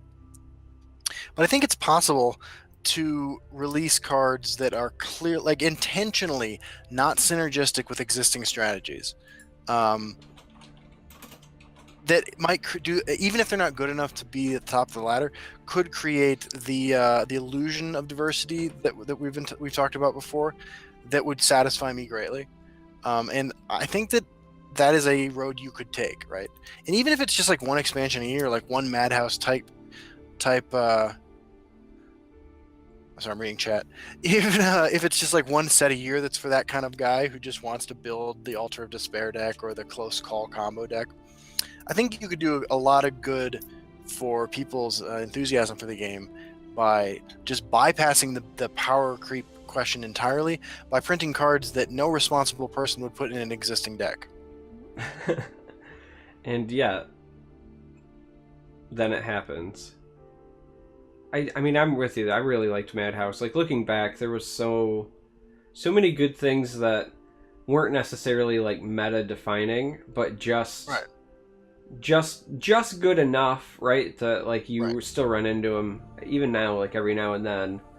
Yeah. I would like to see something more like that. I don't know how you do Right. that with any sort of like regularity, though. You know? No, I mean it was it might be just like that was a lightning in the bottle type thing, but I have to believe, given and I have tremendous faith in the guys at Direwolf. I mean, both the pedigree of game designers and game players they have there, and the enthusiasm I know they have for the game. Like, I have to believe that they have those sorts of sets in them. I know they do because they've done it before, and I believe they could do it again. And it might be that like that's the most interesting way to the best way to keep the game the most interesting without by just bypassing the power creep question entirely. Like, just do something new. Like, if Sharpshooter Scout, like if I print Sharper Shooter Scout and it's a 2/1 with Prophecy that pings something for 1, like, you could go that direction. People will buy the new set to get the new cards, and they will replace their Sharpshooter Scouts with Sharper Shooter Scout. Or you could print a red card that does something that red has never done before, that no card in the game has ever done before, and doesn't immediately or perhaps ever fit into that Prophecy deck that you're running. And I think that you'd create a more interesting game as a result. So let me pose the philosophical question then, though, of it might do something different, right? I see where you're coming from, but Yeah. if it's going to see play, right, compared to what already exists, it has to either be on par with or even still slightly better than what exists, though, right? Otherwise, people aren't going to play it. So, like, how does the power creep factor in there, right? Like, if there are established cards and their value, their worth has been, measured and weighed, and that's what the standard is for something to like break into playing, it's got to at least be on par with or better than, which is why we have that like natural, in my opinion, like unavoidable power creep just in general. Without set rotation. Now, set rotation does help combat power creep because things that might not have been playable in an old meta would be playable in a new one, but for the most part, like if you're just introducing new cards, I think that's the real danger. They could do something totally new and different, but if it's still not like good enough, if you will, it's just gonna like fall by the wayside. So I think that the answer is sort of like rooted in math that I can't really articulate because I have like no analytical skills whatsoever. But there's it's like if we go back, if we're on the assumption that like in a smaller card pool, you're doing the 30 optimal cards, 20 suboptimal cards in your 50 card deck. And then as the card pool expands, you're able to increase that number of optimal cards. What you need to shoot for is a card pool in your format that never exceeds a point where you're running 55 optimal cards, right? So yes, you're replacing your Gerald Forager, right, with Sharper Shooter Scout, okay? And that's all right because you've moved from the first, like the card pool is 300 or whatever, and so you're running the 20 suboptimal cards. The card pool is 500 cards at the other end, and you're up to a point where decks are running 45 or 50 optimal cards. Like, you're going to be like on a trajectory of less diversity because there are certain decks that are just better as you move up that trajectory, and then you reset at rotation back down to formats where people are running 30 optimal cards instead of 45 or 50. I think that you just have to move in that direction, and you have to have a rotation, or we're all just playing workshops and vintage. What about cards that take your suboptimal cards or even just outright bad cards and then adjust their value, right? Like, I immediately think of let's just talk about like tokens as an example, right? Like any one singular card, like in a vacuum from tokens, for the most part, it would be hard for us to look at any one of them and say like, this thing is broken, right? It's like the Yeah. conglomeration of them together.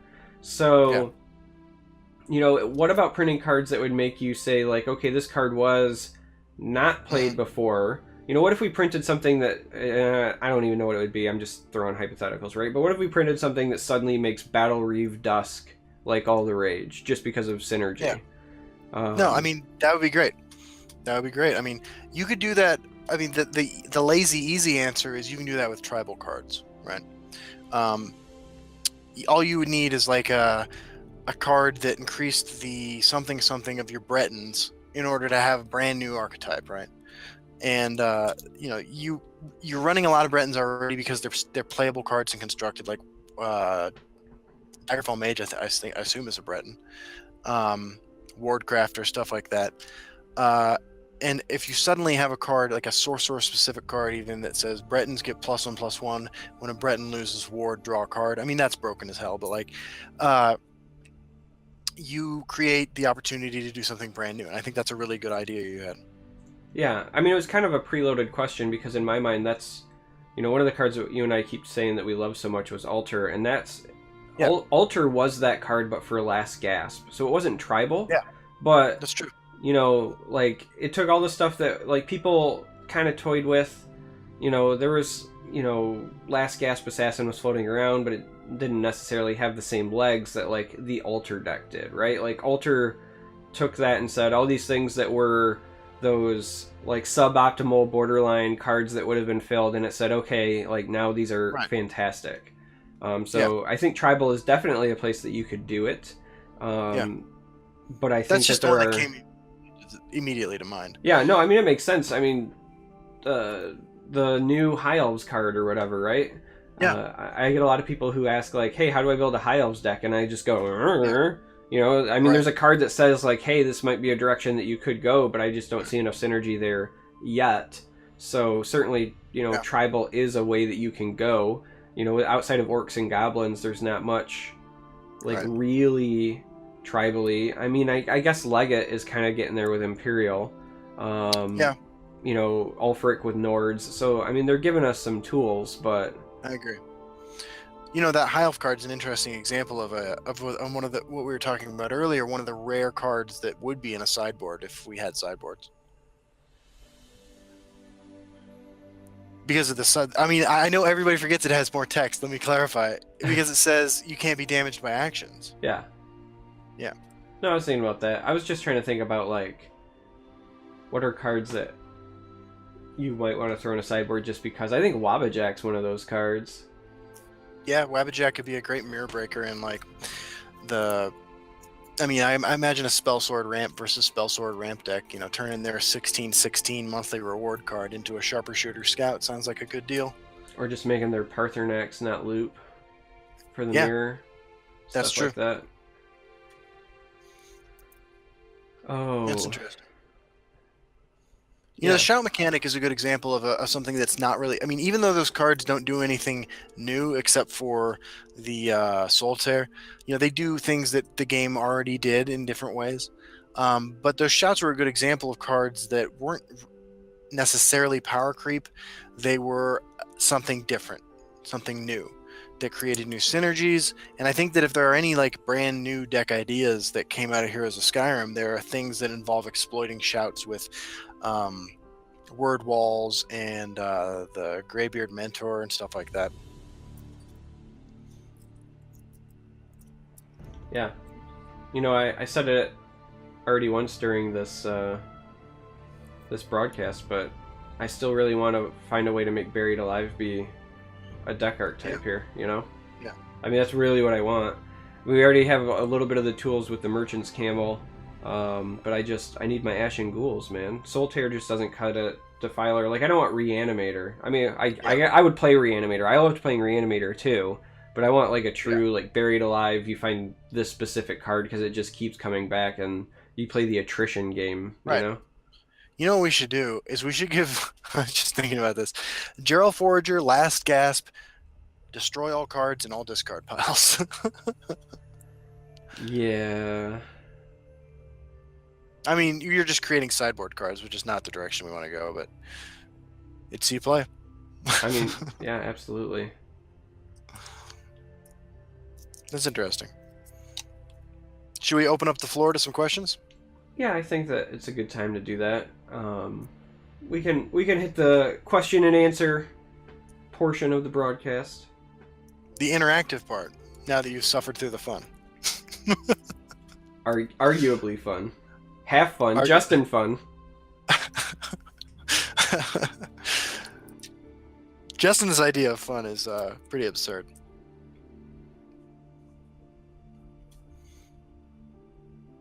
Let's see. I think somebody asked a question earlier. Let me scroll up and see if I can grab that.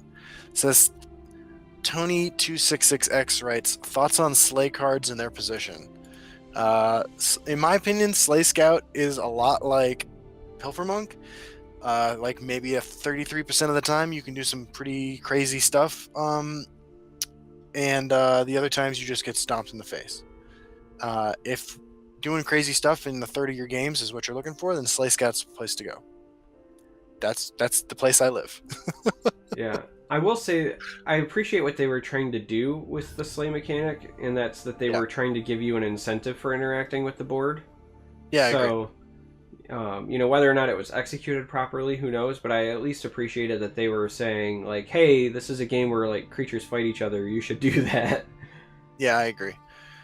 And as a follow up, XX Vold something asks, how about Slay Warrior like Rage? I think that of all the decks that are exploiting creatures with Slay mechanics, I think that Warrior is the best at it. I think Rage Archer is pretty good too. But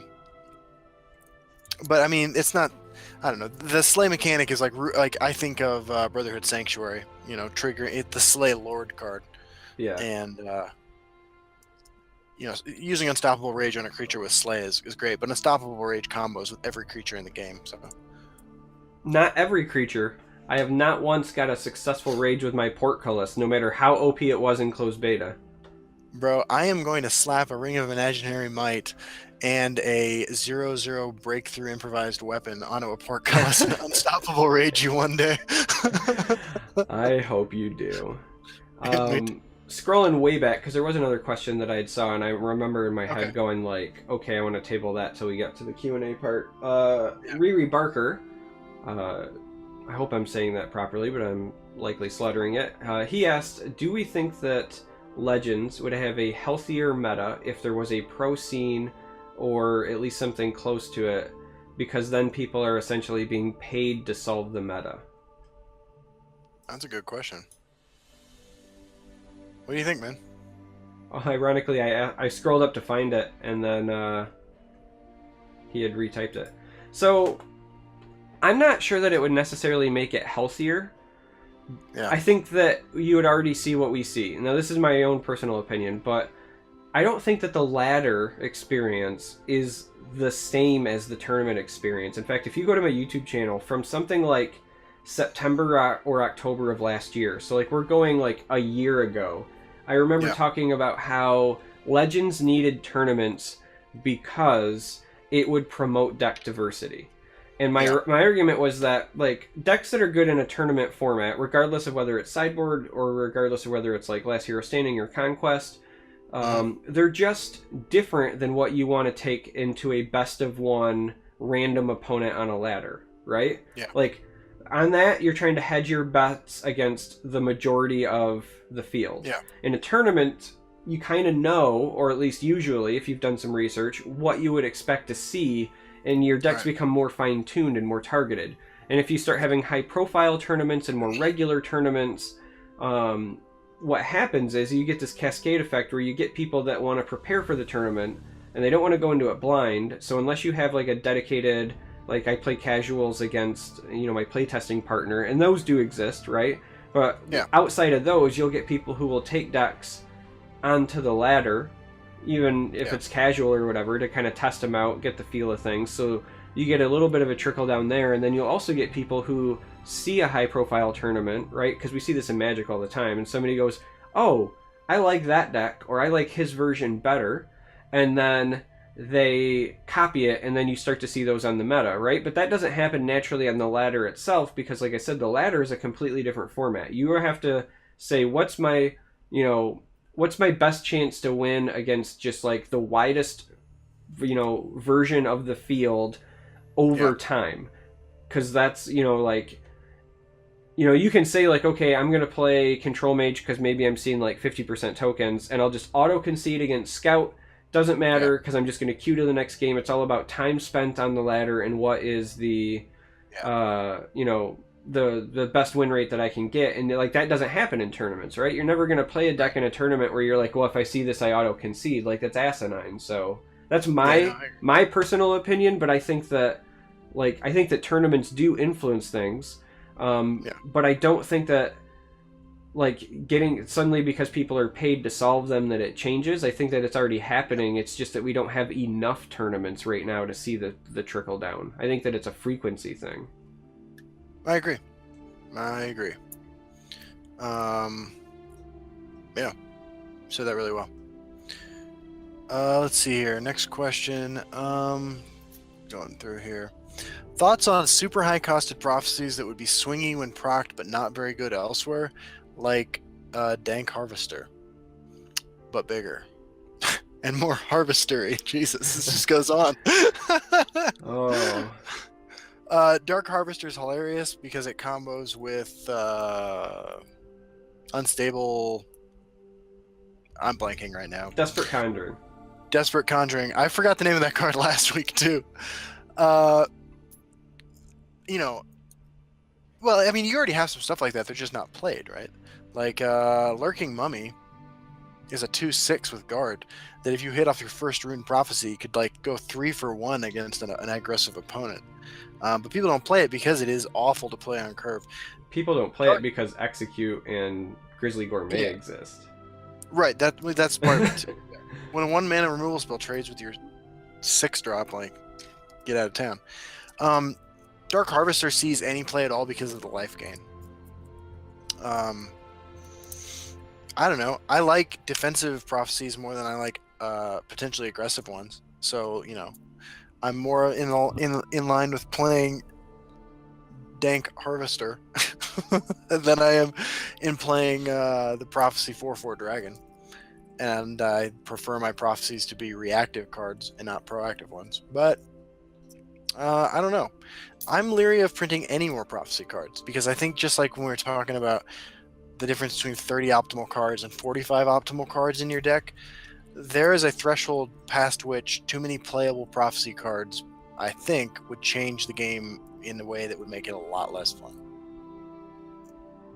Yeah, I mean, I could see that. I know I've talked about it a bit, in my Forge videos, but I would just like to see, if we do see more prophecy cards, I would like to see ones that are conditional, ones that say, do this effect, and if played on your turn, then do something like bonus, so that if you get it like reactive, it's like, okay, do I need to get this shackle to not die? Good. Otherwise, maybe I put it back in my hand for the greedier play later.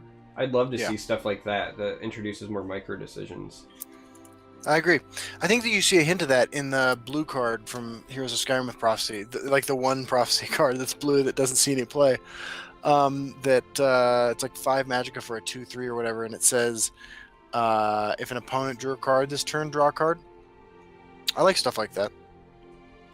Yeah, I mean I think that one doesn't get played because it's like cost prohibitive, and also because I think potentially some players don't understand that you're always going to draw a card, at least one. Like it's a draw a card with only upside. I think the wording confuses people personally, but if you're breaking a rune, then they've drawn a card, right? So, yeah. Yep. I know that earlier we had Heatfire was asking, I believe it was Heatfire, I'm trying to scroll back up now. Somebody was asking if I thought that the Ring of Magicka needed nerfed, and I don't know if that's like a... I can't tell if they're fucking with you or not. Yeah, man. I was gonna say, I don't know if that's like a troll thing or not, or if you just haven't watched the other episodes, but I think it needs buffed. Historically, my data since mid-December of last year shows that I have a higher win rate when going first over going second. When Turquoise tracked his wins and losses for 200 games, he had a higher win rate going first over second. Ecstasy, the guy who does like the deck tracker and feeds all the stats back to him, says that there's like marginal, if any, difference between the two. of going first or going second, but my personal stats, even so far this season, Justin and I were actually talking before we went live. Even this season, I have a higher win rate going first versus going second, and even with mid-range decks, like I am undefeated so far this season on orcs going first. I don't know why. I think we talked about it in a previous episode. I think that the ring gets a lot of negative hate because it's tangible and physical, and you see it and you feel the weight when it's activated, and you don't feel the weight of the advantage you have on your other turns. And unlike other games like Magic, I'm trying to do the too long didn't read version. Unlike other games like Magic, in Magic, you roll a die or do whatever to see who goes first. Somebody chooses play versus draw, and then it's never revisited again, right? Like, it's almost an afterthought. I can't remember a time where I lost the game in Magic and I lost that because I went first or I went second, because it only matters when you roll the die. This is one of the few games where you're reminded on multiple occasions whether or not you went first or second, and I think that plays with people's psyche. But my stats since mid-December show a higher win rate going first. So I have to echo what you're saying. I've been tracking my games with your data. This season I've played Alter Mage, I have played Orc Aggro, I have played Rage Warrior, Ramp, Slay, Reanimator, Night Talon thing, and I've played what was the other deck? Pilfer Monk. It doesn't matter what I play, every single one of them my win rate is higher without the ring. Yeah. And it's so funny because before I tracked my games, I would have swore to you that I won more with the ring. Yeah. But I agree. That's just, that's just what our numbers are. Of course, your mileage may vary based on what you're playing. There are some decks that do excel with the Ring of Magicka, but decks that I even was convinced would work better with the Ring of Magicka are not working better with the Ring of Magicka. And I'm a guy who builds decks without any 2-drops. Yeah. Who needs 2-drops? I know, man. It's a draw-go meta. Yeah, they're getting in the way of my ridiculous cards. Lurker Frag makes an interesting point in chat. Says aggro Battle Mage Prophecy can run 78% prophecies, and they're all decent to average on curve, and it's fringe playable. I think part of the problem isn't necessarily so much what... No, it could be a problem, what it is actually doing to the meta. I think the problem with Prophecy Battle Mage specifically is that it feels like it feels bad. That's my opinion. I just think playing against Prophecy Battle Mage feels bad. I think it depends on the deck, because there are some times, depending on the deck I'm playing, I queue in a Prophecy Battle Mage, and I'm literally like, alright, I gotta put on my big boy pants. We're gonna have to break runes sparingly, I'm gonna have to, meter this out. And then there are other games where I'm just like, hooray, free win, right? Because you just know that they're gonna stall. Your opening hand is 3 Dawnstar healers, and you're just ready to go to town. Yeah, or you're playing Control Mage, and your opening hand is 2 Firebolts and a Daggerfall or something. But I agree. There are definitely matches like that.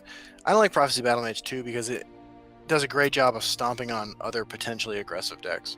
See, it's interesting to me because I would agree with you that in many ways it does feel bad to play against and lose Prophecy Battle Mage, but to its benefit, I think that playing against Prophecy Battle Mage highlights to me one of the best feelings about this game. Even though it feels bad when you lose to it, but I also always say that I hate losing more than I like winning. It's so healthy, man. I know, right? But there's that anticipation of all right, I have to break a rune now. Let's see how bad it is, right? There's that moment where you just ever so slightly, ever so briefly, hold your breath. What am I in for? And there are certainly games where I lose that feeling. When I'm playing against Ramp Scout, I don't even think they run prophecies anymore, right? It's just I feel like I'm playing Hearthstone. I'm just going face full time. Yeah. That's how you beat that deck. Right? That's how you beat that deck, right? But Prophecy Battle Mage at least lets me be reminded of one of the things that makes Legends great, which is it's not blind face, and it's not can I outrace the other person? I do have to think about, do I is this 2 damage worth breaking the rune? Yeah. So no, I agree with you. And it's certainly like back when everybody was running Moonlight Werebat. That still to me is the most soul crushing thing that can come out of a prophecy. And so like it's not as bad as that experience was, but I don't you know, know. it's just fun. Have you ever been playing tokens without like a Divine Fervor on the board and somebody hits Gratwood Ambusher? I can honestly say that's never happened to me. The minute that like Grotwood Ambusher actually does what it's supposed to do, which is clear a lane of weak creatures, to me, I will stop making fun of that card. But I've been making fun of that card for about 14 months now, and I'm gonna keep it up. Oh man, it has wrecked me severely in a couple of. Has it really? Oh yeah, like Oh I'm shit, dude. not. That's funny. No, that's not happened to me. I'm sure it's happened one or two times in the history of the game. So I know it's a small sample size, but somebody was saying that I can't deny Ramp Scout gets an advantage having the ring. I can tell Yeah. you that last season I went 7-1 going first and 6-6 going second on Ramp Scout. Small sample Yep. size, but Yeah. that one was certainly streaky. And I'm sure I could go back. I archive all my data, so like it's always available. But Yeah. yes, I can deny. Also, Well, somebody asked if you stream, and then I thought somebody said oh, yes in chat, and so I want to oh, correct really? that. Yeah. Oh yeah. No, I don't stream, man. I connect through to the internet through an Etch a Sketch, actually plugged into a potato, and as a result, I don't have the ability to stream. I've tried a couple times, but I'll be moving at some point in the relatively near future to a place with better internet. I live right in the foothills of the Rocky Mountains on the outskirts of Denver, and it's a relatively new neighborhood that just has one internet service provider, and they don't offer anything that would let me stream. Yeah, heavens help us when you can stream with any sort of regularity. Like I'll just quit. I'll just quit making content, and I'll just come watch you. Cause like, why even try at that point? You know. Well, as far as I know, I can't be shirtless on stream, which is going to put a serious crimp in my style. You just have to like zoom your camera up. Like I'm Oh, yeah. just like sweating right now. It's like super hot in my basement for some unknown Yeah. reason. I think it's humidity or something. But like Yeah. you can just zoom in. It is really sweaty here, actually, too. Or it's really sweaty. Jeez, I sound like an idiot. It's really humid here too, which is crazy because usually it's super dry here, but like I'm sweating right now. Yeah. It's the pressure of this rapid fire Q&A, man. It is. Heatfire Ash writes 3 health Werebat was so good. I agree. Did you know there was a time when we thought that Moonlight Werebat with 3 health was not good? Because I remember when I first started running that card in Scout, and people were like, but it's too slow. You could never play it on curve. And I'm like, yeah, but you win the game if you hit it on your first run. Yeah. Yeah, I think back to the things that we did, like end of closed beta, early open beta, right? And the things, Yeah. like, I remember when Belligerent Giant just didn't see play. Oh, yeah. Like, for like 6 months. Like, it's not like it was the first month and then people figured it out. Like, legitimately, I don't remember seeing that with any regularity until, like, November, December-ish almost. Like, it started to creep up, but it was not a staple. And that was pre-nerf, you know? Yeah. Yeah, that one stands out. So does Dawnstar Healer and Cloud Illusionist as cards that didn't see play in 2016 at all. Yeah. What else? Night Shadow. I mean, it's still kind of a fringe card, but it saw no play for a long time, and it sees more play now than it ever did before. Yeah, I mean, I think that one needed Unstoppable Rage to really, like, push it over. By itself, I think it was kind of suspect. But no, like, I just think about, you know, part of it was just because the power level of other cards used to push things out. You know, it's hard. It's hard, for example, to like warrant playing Breton Conjurer in like a Merrick Battle Mage deck back when like Crystal Tower Crafter used to be a 2/2. Like, do you remember when Merrick Battle Mage used to run Crystal Tower Crafter and like Dank Rift just because of how broken they were? Yeah, absolutely. Yeah, that and God, I'm imagining the nightmarish world we would be living in if Gladiators Arena still cost 3. Yeah. Or if Nakreen was never destroyed. Or not Green. You know, I heard he killed himself. Yeah, I heard he did too. But Yeah, it's a sad way to go. really, Alduin killed him from the future. Is that what happened? Well, yeah, I mean, let's be honest. That's the only reason that guy got the nerf. Because you can't have old Nakreen in a world that Alduin exists. So That's true. Alduin is the Terminator. Like, he came from the future to kill Damn. John Connor, and John Yeah. Connor was Nakreen. Damn. This.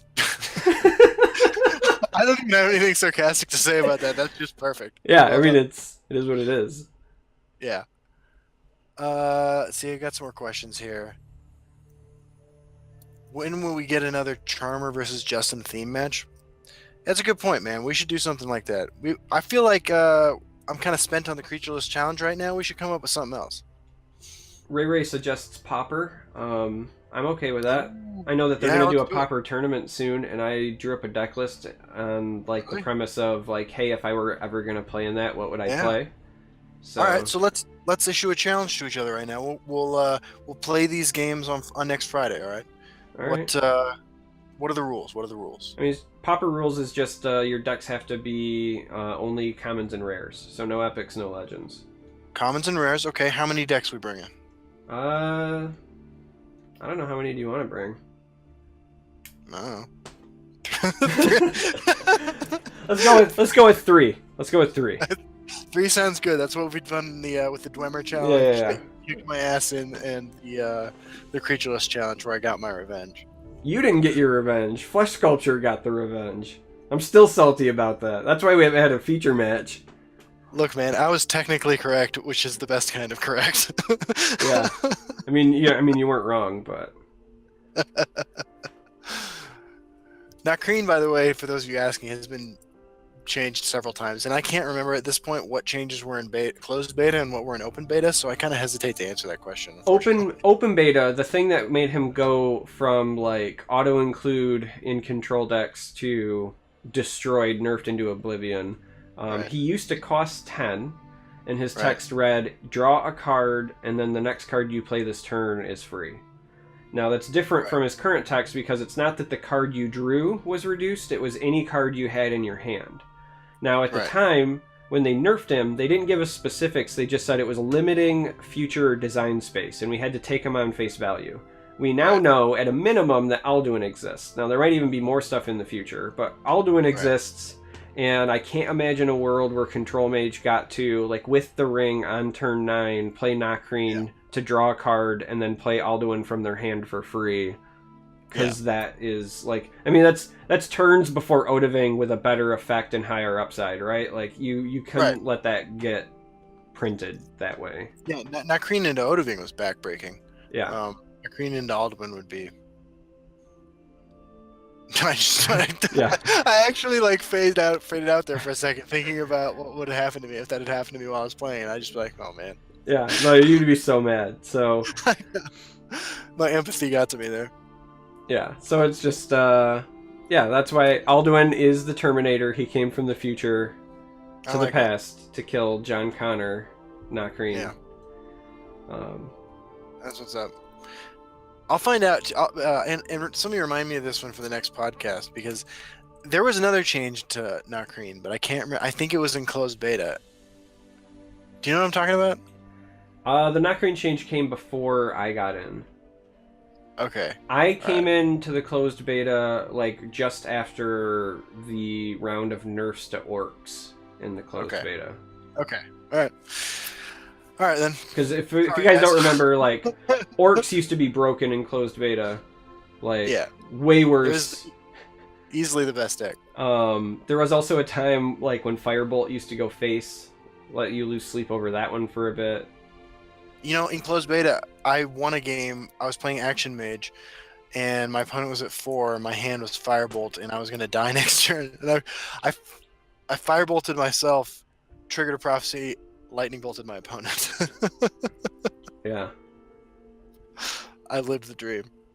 I've done that with a crushing blow before. one Nice. time on Control Mage. It was like the Yeah. only out, and I was just like, all right, well, or we were just gonna do it. Yeah. I mean, why not? When it's your only out. Oh. This is a good show, man. We've done well tonight, I think. Yeah, I mean, we went on a couple of tangents pretty hard, but that's my We fault. did. No. It's both of us. We both like to talk. I mean, I'll talk about like Decipher card games for forever because I stand by it. Like they had great ideas and good design mechanics, and they just sucked at business. See, I never really understood how to play the Star Trek game. My parents bought them for me, and I was a witty little child when I won that competition. And then, like, a year or two later, I was, like, literally on the streets doing dope. Well, it's probably because the game failed, right? Like I directly blame Decipher like folding up for your spiral into poor decision making. I think I need to file a class action lawsuit. Who else here got addicted to heroin because of that Star Trek card game? Oh, I mean, I remember like I was a straight and narrow kid, and then they like basically destroyed the Lord of the Rings Decipher card game, and I stopped going to tournaments, and I started drinking and chasing tails. So basically, it had nothing to do with me hitting my teenage years, and everything to do with Decipher. Yeah. Lurker Frag writes, the Star Wars CCG drove me to drinking. Man, you and Charmer should start a club. Yeah. We used to have this one guy where I worked who we literally called him Star Wars Russ because he was like, he would love to get people to play the game like brand new and then like let them buy like the starter deck, and then he would play like his equivalent of like the all legendary deck. Like it was all unique like Luke's and Vader's and just crush them. What an asshole. Yeah, he really was. Like looking back, we were like, oh, that's just Star Wars Russ. But the truth is, like, he was just like crushing little kids and making sure they never played the game again. This is why we can't have nice things. Yeah, that's funny. Oh, thanks, Romanesque. I appreciate it, dude. I just trimmed my beard. I think Justin looks good every day. Aw, you too, Charmer. Oh. Pro Yu-Gi-Oh player I knew would use Adderall before events. Yeah. I mean, I can see it. I mean, I used to use the heart of the cards. Get out of here, man. Get out of here. Actually, it's funny. As many card games as I've played, and I've played a lot, I have never played Yu-Gi-Oh. Not once. I've never played Yu-Gi-Oh either. Like I played Pokemon, I played Harry Potter, I played like all the stuff that would have been considered like kids games back when I played. Yu-Gi-Oh is the only one that I never did, and I don't even know why. Looking back, it just never made it. You know that the Pokemon Online card game is run by Direwolf? I did not know that. Yeah, so my niece was really into Pokemon a year ago, and not having children of my own, she's 9. I didn't know that like by the time I learned how to play Pokemon, so I could play with her, like she'd already be on to the next thing. Yeah. Like these little Shopkins toys, which seem like it's like disgusting worship of commercialism. But anyway, so I downloaded the Pokemon client because I was like, I want to learn how to play Pokemon so I can be a cool uncle. And they do something with, they don't create the cards, but I think they run the online version or something like that. I mean, that's solid. Makes me want to play Pokemon now. Brand loyalty. Man, that game had some just like stupidly broken cards. Like Ancestral Recall is a thing there. Oh, I'd believe it. Yeah. Alright. Alright, yeah. I think we're gonna wrap it there. Like I'm still gonna play some games after this, but in the podcast I think we ran our course. We're like 2 hours in. It seems to be about what we do now. Yeah. I love how we're aiming for 50 minutes every week. Yeah, every week. For those of you who don't know, like we have talks through the week, like, hey, what do you want to talk about? Like, where are we gonna aim for? We routinely say we're gonna shoot for under an hour. And nope, we're just every week will be part 1 and part 2 in podcast form. Like at that point, like we're just committed. So. That's how we do it. Yeah. Oh, by the way, Lurker Frag, about mid-range Battle Mage. Look, any excuse to play Battle Mage's Onslaught is a good excuse. But I don't know. If you want to play mid-range Battle Mage and have fun doing it, play Orc Battle Mage. Basically take the red package from Orcs and throw lightning bolts in it and battle maces in it. And I mean, you're laughing, but I totally did it, and it works exactly the way you think it does. So this is a good opportunity to dust off those dank harvesters too. So yeah, we're gonna stop the old recording portion. I'll probably take a short break, and we will see you guys next week. We appreciate everybody stopping by, hanging out, throwing questions. If there's something you want to hear us talk about next week, you know how to reach us, hopefully. Twitter, Facebook, smoke signals. Yeah, smoke signals are good. Hey, I hate to pimp myself out like this, but I never do this. I'm going to type my my YouTube channel in here. If you aren't familiar with me, go ahead and check that out. You don't have to subscribe or anything. It's just something to do if you're bored. No, I mean, you should subscribe. It's mandatory. Don't come back. Don't come back if you aren't subscribed to the Justin Larson. Yep. Yeah, you should pimp that out every week. I should set up a command for the podcast, actually. Yeah, I can barely type, man, so like it's only going to happen once a podcast. Well, I was thinking that like if I set up a command, then you could just type the command and it'll like auto throw it out for you. Right on. You know, I put your information in the video descriptions when I throw those up, but we should do that for the live. Cool. You know, last week, or maybe it was 2 weeks ago, at some point in the last couple episodes, I actually banned someone from chat just because I thought it'd have a cool message like, Justin Larson banned you. No, I didn't say shit, so like I unbanned him right away and I apologized to him. Yeah, no, it's just like, hey you, fuck you. Like that's... Yeah, I was pretty bummed out by that, man. Yeah. So, yeah, alright, everybody. Thank you. That's about it. We'll see you next week. See y'all on the ladder.